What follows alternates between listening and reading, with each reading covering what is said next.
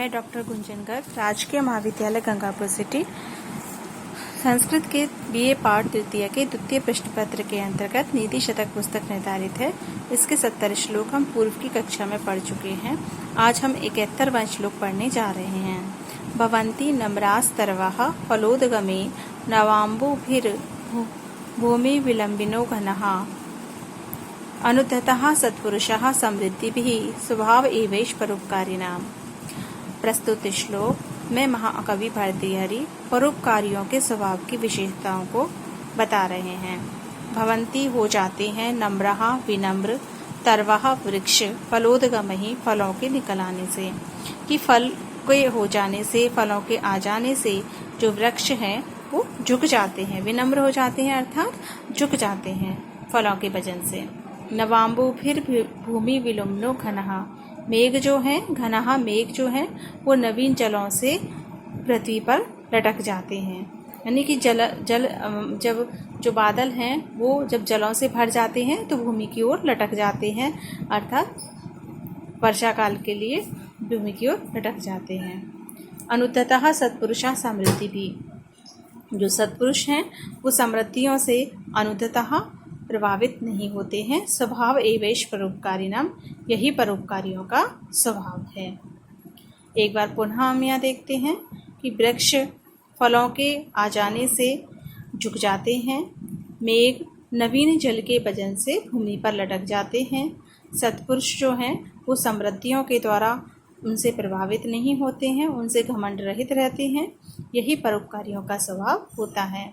तो यहाँ पर वृक्ष के मेघ के माध्यम से जो कवि है वो परोपकारियों के स्वभाव की विशेषताओं को बता रहा है। प्रस्तुत श्लोक में वंशस्थ छंद का प्रयोग किया गया है। अत्यधिक प्रसिद्ध छंद है, प्रसिद्ध उदाहरण है ये वंशस्थ छंद का। एव प्लस एष वृद्धि संधि का यहाँ प्रयोग किया गया है।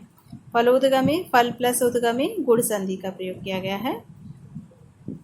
अगला श्लोक है श्रोत्रम श्रुतेनैव न कुंडलेन दानेन पाणिर न कंकड़ेन विभाति कायः करुणापराणां परोपकारिणं न परोपकारैर्नातु चंदनेन। श्रोत्रम कान, श्रुतेन वेद आदि शास्त्रों के श्रवण से, न कंडलेन ये जो कर्ण हैं, जो कान हैं वो वेद आदि के श्रवण के द्वारा ही सुशोभित होते हैं, कुंडलों से नहीं। दानेन पाणिर नातु कंकड़ेन, जो हाथ हैं वो दान से सुशोभित होते हैं, ना कि कंगन से। विभाति कायः, विभाति सुशोभित होती है, कायः शरीर, करुणापराणाम करुणाशील व्यक्तियों का, परोपकार ही परोपकार करने के द्वारा, नातु चंदनेन चंदन के द्वारा तो नहीं। जो करुणाशील, जो दयाशील जो लोग हैं उनका परोपकार करने से ही शरीर सुशोभित होता है, ना कि चंदन से। एक बार पुनः श्रोत्रम श्रुतेन, कान जो है वेदादि शास्त्रों के श्रवण से ही, एव ही न कुंडलेन कुंडलों से नहीं, वेदादि श्रवण से ही सुशोभित होते हैं। हाथ दान करने से, ना कि कंगन से। करुणाशील जो लोग हैं उनका शरीर परोपकारों के द्वारा सुशोभित होता है, ना कि चंदन से। प्रस्तुत छंद में उपजाति छंद का प्रयोग किया गया है। श्रुतेन प्लस एव वृद्धि संधि है यहाँ। अनुप्रास की छटा हम यहाँ देख सकते हैं। अगला श्लोक है पापान निवारयति योजयते हिताय गुह्यं च गुह्यति गुणान् प्रकटीकरोति आपदगतं च न जहाति ददाति काले सन्मित्र लक्षणम इदं प्रवदन्ति संतः। प्रस्तुत श्लोक में महाकवि भर्तृहरि सतमित्र के लक्षणों को बता रहे हैं कि उत्तम मित्र क्या होता है। पापात निवारयति, जो पाप के आचरण से रोकता है, गलत कार्य करने से रोकता है। योजयते हिताय, हितकारी कार्यों में संलग्न करता है, हितकारी कार्यों में लगाता है। गुह्यं च गुह्यति, छिपाने योग्य बातों को छिपाता है। गुणान् प्रकटीकरोति, और गुणों को प्रकट करता है। आपदगतम च न जहाति, और आपदगतम विपत्ति आने पर जो साथ को नहीं छोड़ता है, जहाति यानी नहीं जहाति छोड़ता है, जो आपत्ति में आने पर साथ नहीं छोड़ता है। ददाति काले, समय आने पर दान भी करता है, पैसे आदि के द्वारा मदद भी करता है। सन्मित्र लक्षणमिदम, यह अच्छे मित्र के लक्षण कहे गए हैं। प्रवदंती कहते हैं संतः सज्जन लोग, कि सज्जन लोग सन्मित्र के यही लक्षण कहते हैं। क्या? जो पाप से रोकता है, हितकारी कार्यों में लगाता है, छिपाने योग्य बातों को छिपाता है, गुणों को प्रकट करता है, विपत्ति आने पर जो साथ नहीं छोड़ता है, समय पर दान देता है, समय पर सहायता देता है, द्रव्य आदि प्रदान करता है। संतों के द्वारा यही सन्मित्र के लक्षण कहे गए हैं। प्रस्तुत श्लोक में वसंतलिका छंद का प्रयोग किया गया है।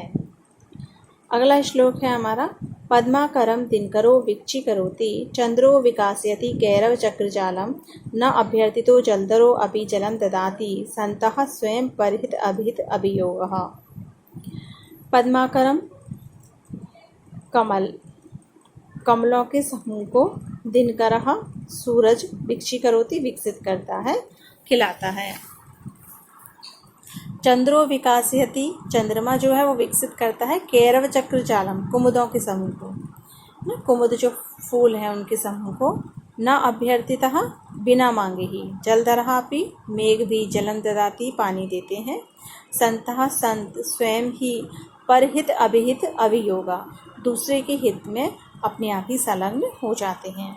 प्रस्तुत श्लोक में संतों की विशेषता को बताया है, परोपकारियों की विशेषता को बताया है कि वो बिना मांगे ही दूसरे के हित में लग जाते हैं। कमल जो सूरज है वो कमलों के समूह को विकसित करता है, बिना प्रार्थना करे ही सूरज कमलों को विकसित करता है।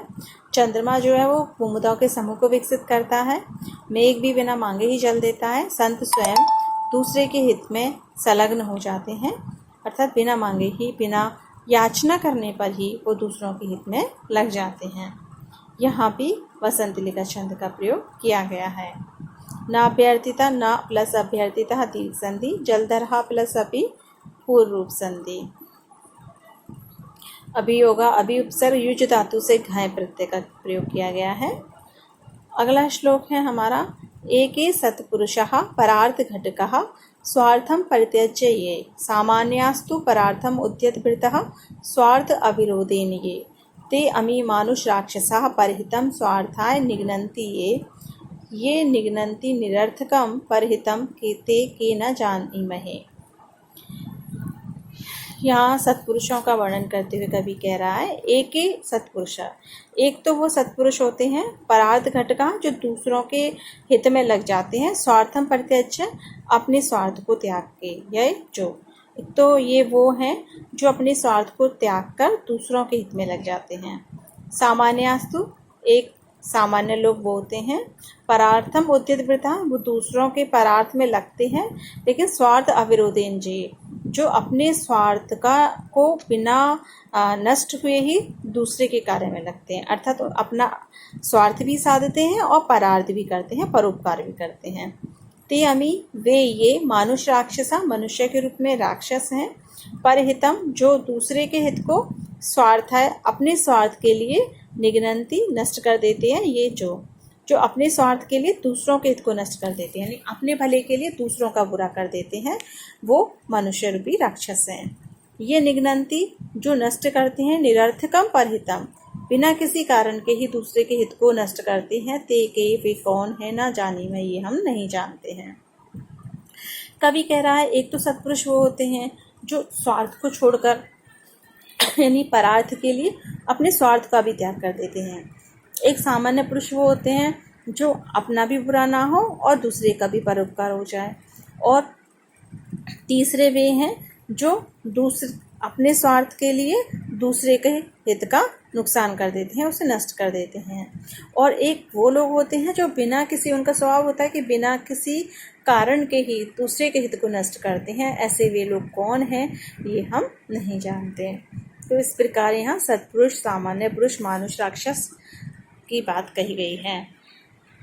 प्रस्तुत श्लोक में शार्दूल विक्रीडितम छंद का प्रयोग किया गया है। परित्यज्य परि उपसर्ग त्यज धातु से लिय प्रत्यय का प्रयोग किया गया है। हाँ, आज की कक्षा में हम इतना ही पढ़ेंगे। धन्यवाद।